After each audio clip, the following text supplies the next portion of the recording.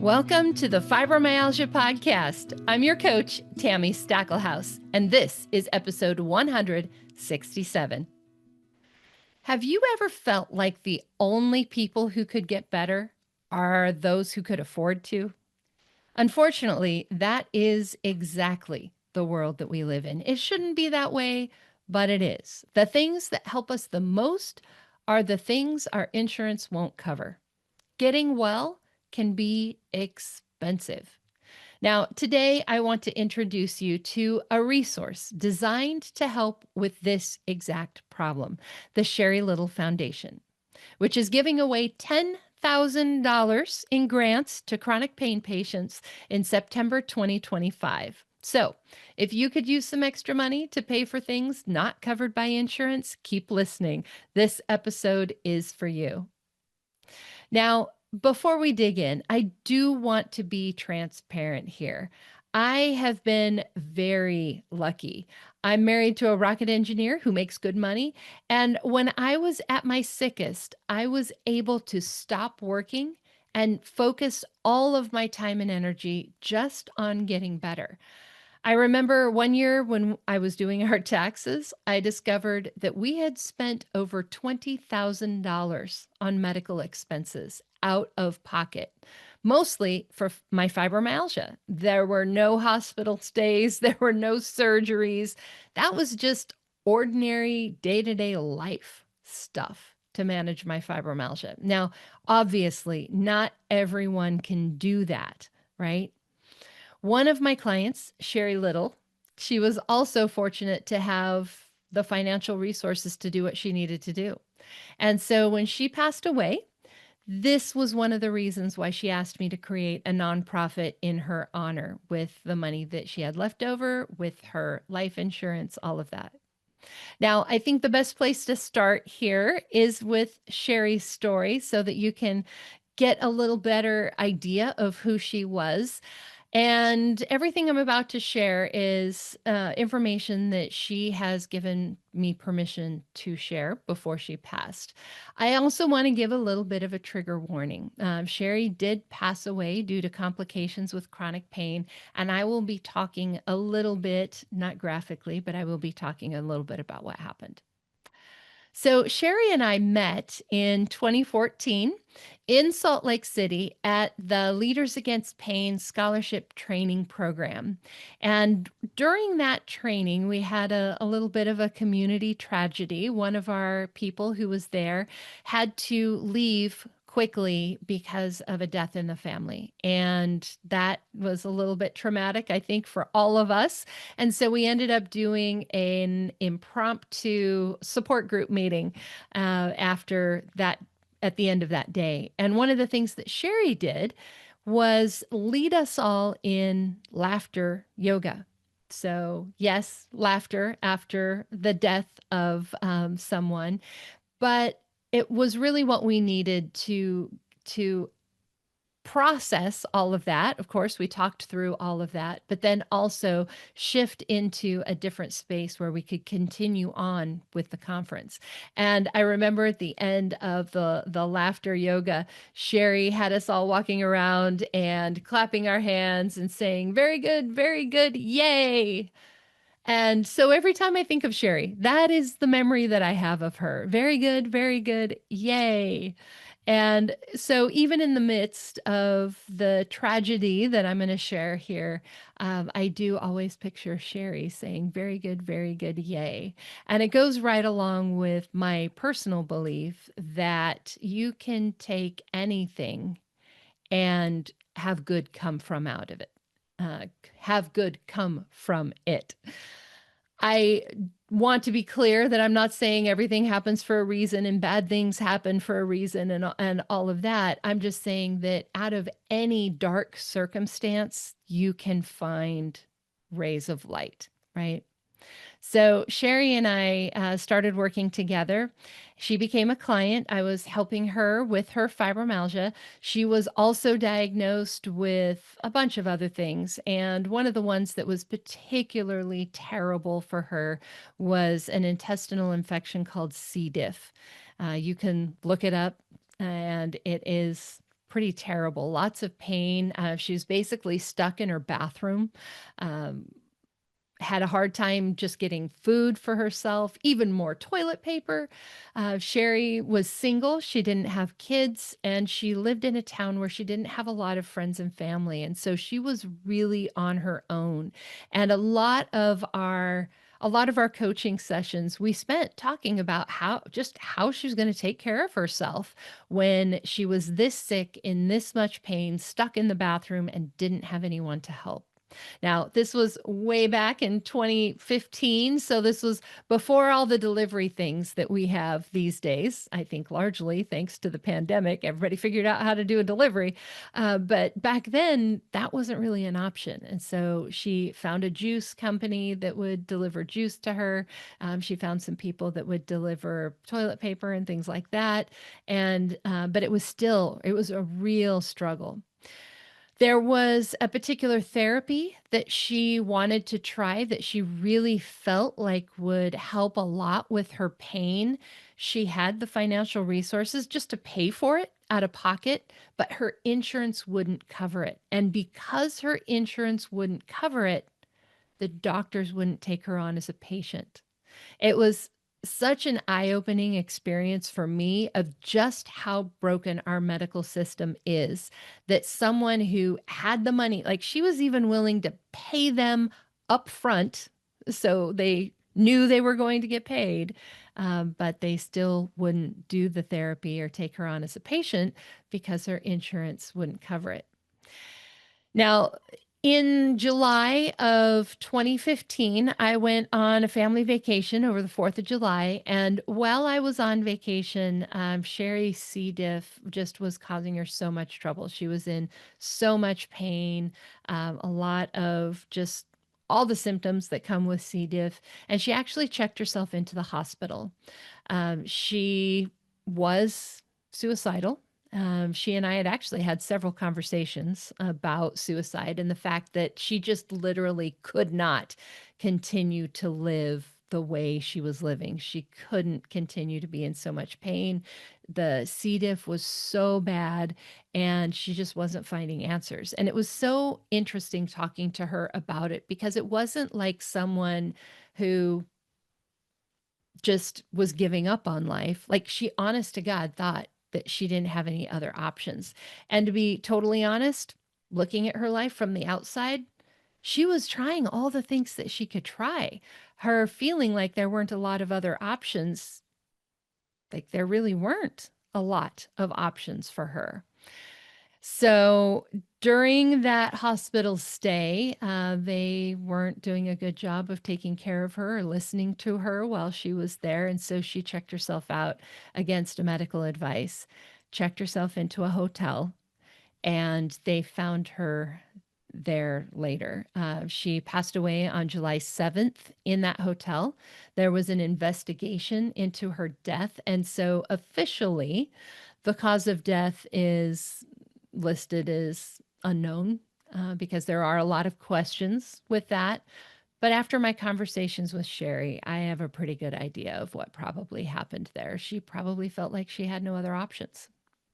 And so, if you want to learn more about Sherri, about her story, you can, of course, check out the Sherri Little Foundation website. Sherri is spelled Sherri, SherriLittleFoundation.org. She also shared her story in the documentary Pain Warriors. Before her death, she was interviewed by the filmmaker Tina, and her story you can find in the Pain Warriors documentary. We will link that in today's show notes at fibromyalgiapodcast.com/167, but you can also find it to rent on Amazon Prime. So if you want to learn more about Sherri, that is a great resource.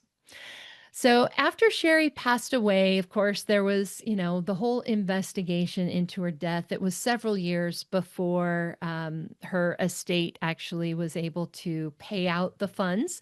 And so we founded the Sherri Little Foundation in 2017, 2 years after her death. Sherri and I had had a lot of conversations before I went on vacation and before she passed away about who she wanted to help, why she wanted to create this nonprofit, and just a lot there. So I had a really good idea of exactly what Sherri wanted to do with that money. She wanted to help people who, like her, did not have a lot of social support. She also knew that she was privileged, just like I know I am. And she wanted to help the people who didn't have that same privilege and to provide funds to people who could not afford some of the things that she had been able to do, right? Like having a juice company deliver juice to her, custom made juice, right? Not everybody can afford that. So she wanted to use her life insurance money, use her funds that she had left to start this nonprofit. Now, for me, I feel like it is a perfect other half to what I do as a coach, as an author, as a podcaster, educator. My whole mission is to help you, help those people out there with fibromyalgia who are struggling, who feel like they're alone, lost, confused, their doctors don't know what to do with them, to help you get better, right? The answers are out there. I help people get better every day, literally. And I want to make sure you have that same information so that you can feel better too, because it is totally possible to bring your fibromyalgia symptoms down to the point where they are not keeping you from living your life. Now, I also am very aware that not everybody can afford coaching. Not everybody can afford to pay out, $20,000 out of pocket like I did that one year, right? And so it sometimes is a challenge for me to balance that. And I think the Sherri Little Foundation, being president of the Sherri Little Foundation and to be able to give away these grants is kind of the other piece of this for me. And so we are so excited. We gave away our first grant last year. I will tell you a little bit about that in a minute. And we're going to give away 10 grants this year. Last year was sort of our trial run to make sure that we had all our ducks in a row so that we could do more this year. So let me tell you about last year's grant recipient. We gave our first grant to a 14-year-old named Lily. Lily has multiple chronic health conditions. She has fibromyalgia, ME/CFS, POTS, restless leg syndrome, depression, anxiety, ADHD, PTSD, lots of stuff. And Lily and her mom were finding that her life was just shrinking, right? When you have things like ME/CFS and POTS, right? You don't have a lot of energy. Going and walking around somewhere is not possible some days, right? So we were able to help Lily get a mobility scooter. We gave her a $1,000 grant, and they had found the perfect scooter for her. It's a cute little red one.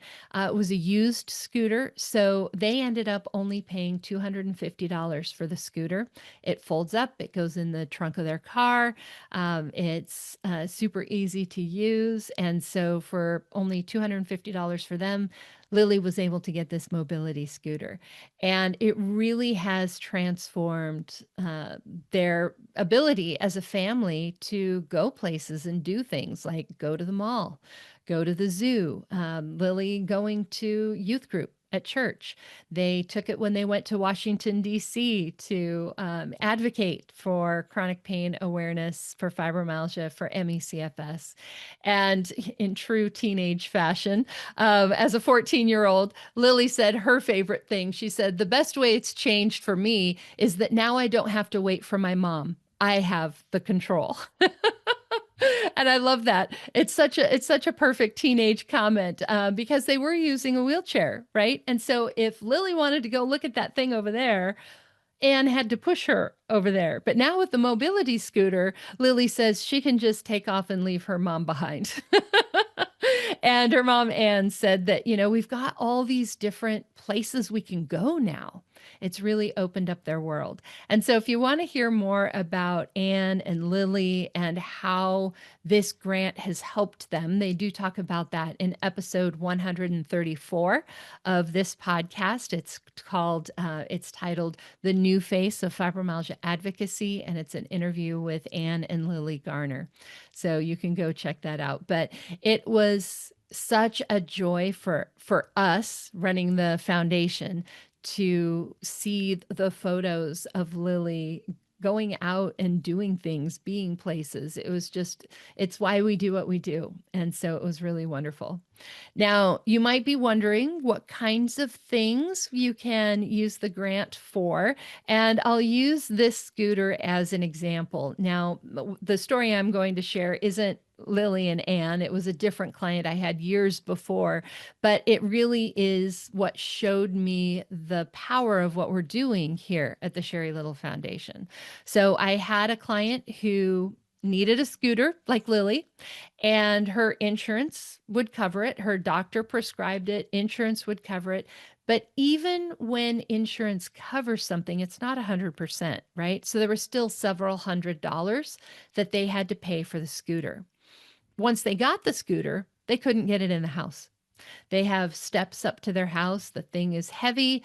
She actually couldn't use her scooter to get in and out of her house. Inside the house, it was an older house. There were narrow doorways. There were actually some things that had to be done in the house to make the scooter usable in the house. So she got her scooter, but it's really not all that helpful, right? They couldn't fit it in their car. She couldn't leave the house with it, right? So it was a real challenge for them. Fortunately, they were part of a really wonderful church community, and the church came and built a ramp for their house for them at no charge. The church community came together and did that for them, which was awesome, but they still can't get the scooter in the car, right? So she still can't leave it to take the scooter to leave the house and go do things. So they needed to figure out how to get a different car, get a lift on the car, or what. Again, they're part of this amazing church community, and somebody actually donated a van to them, which was wonderful, except how do you get the scooter into the van and then back out of the van, right? So they needed a lift put on the back of their van. And I forget exactly how that happened, but they did eventually get a lift. So even with a scooter that is covered by insurance that a doctor has prescribed, by the time all is said and done, there's still several $1,000s worth of expenses for that scooter to actually be helpful, right? And so I think, again, that's such a perfect example of why we need resources like the Sherri Little Foundation to help fill those gaps, right?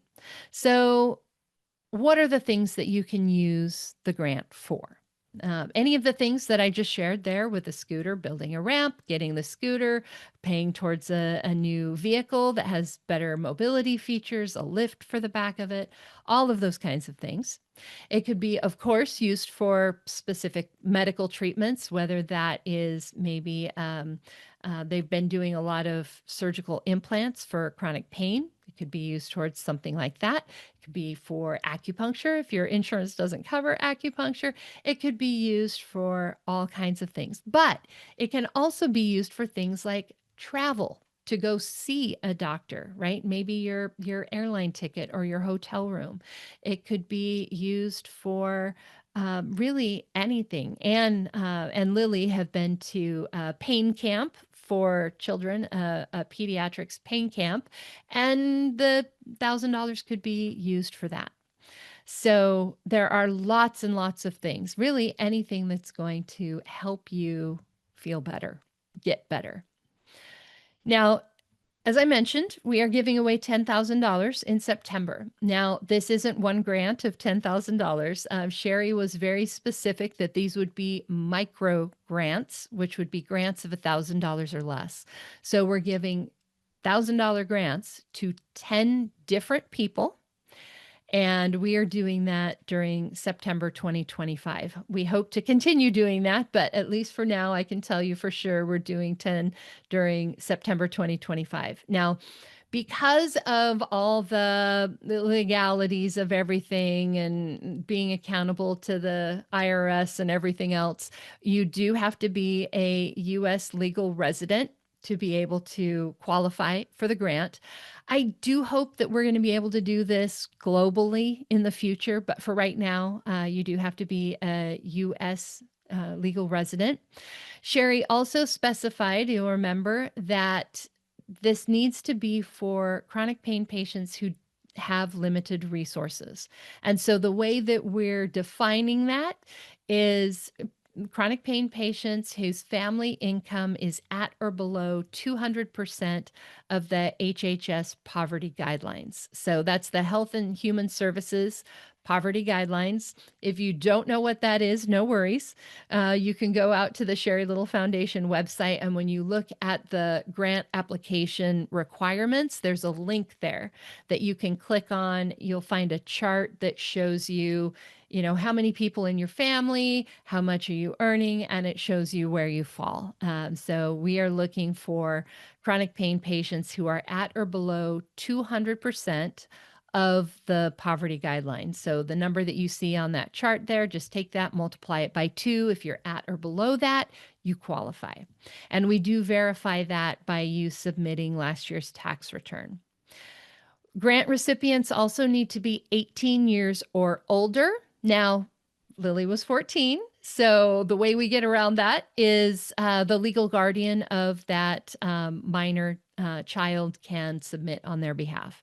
So if you have someone like Lily, who's only 14, who could benefit from this grant, just their legal guardian just has to fill out the grant application, is receiving the grant on their behalf. They're just spending it then on the teenager or the child who needs it. So 18 years or older.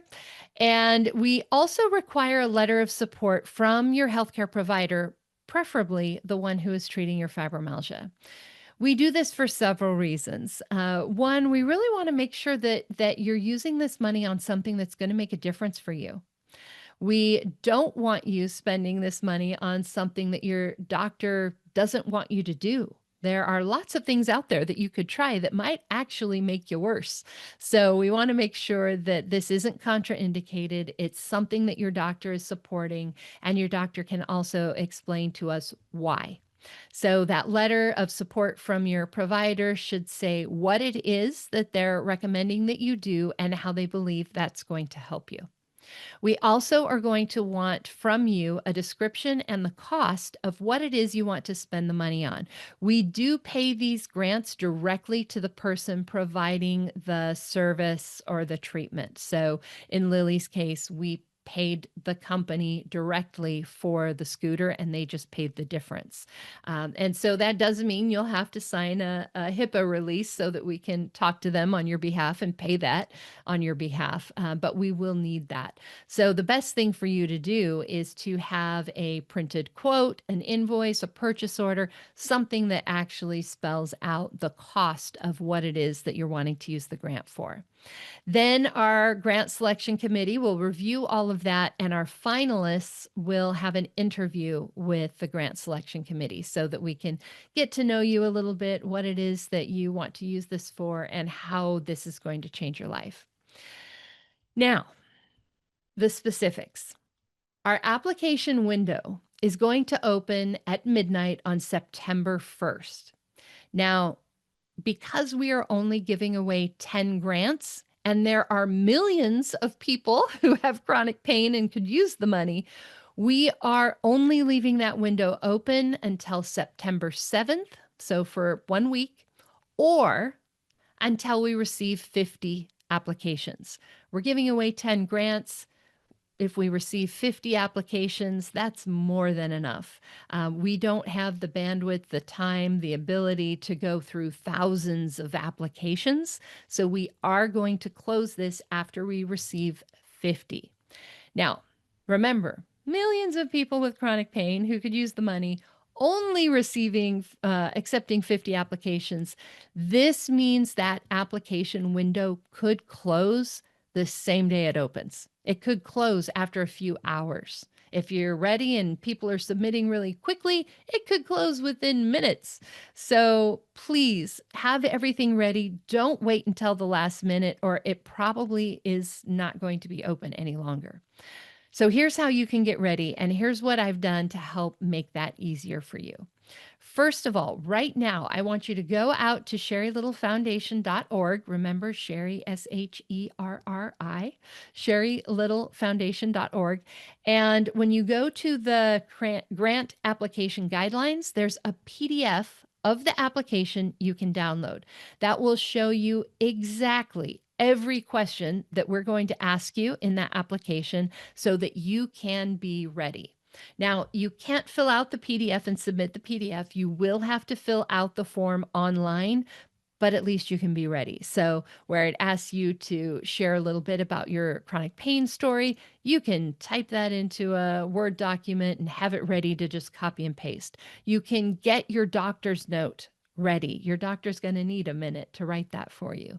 You can get those costs and the descriptions of what you want to use the money on so that we know exactly how much that's going to cost. You can get that quote, that purchase order, that invoice. Then on September 1st, when the application window opens, you go out to the website again, click on the button to complete the application, fill in everything, upload your doctor's note, all of that, and then you can submit it. Again, I do expect that might close even that very first day. We are only accepting 50 applications. Once we receive the applications, our grant selection committee will review all 50, and we will be looking at those requirements that Sherri specified.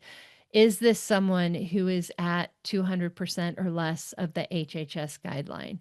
Are we looking at people who have limited social support? They will receive the priority.